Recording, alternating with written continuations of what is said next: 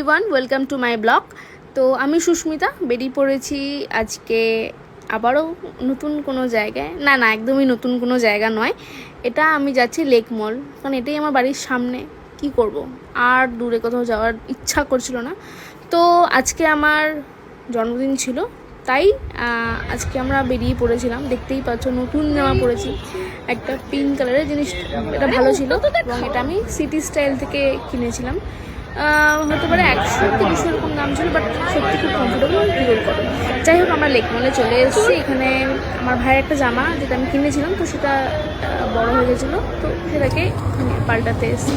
এবং অবশ্যই কিছু খেতে তো হবেই, যেহেতু খেতে তো হবে, যেহেতু জন্মদিন, তো ট্রিট তো দিতে লাগবে। তো চলে এসেছি ম্যাক্সে, জিনিসটা পাল্টে নিচ্ছি। নিয়ে এখানে ছোট ছোট কিউট ব্যাগগুলো ভীষণ ভালো লাগছিল। একটু দাম ছিল, বাট ঠিক আছে, কোয়ালিটি ডিপেন্ড করে।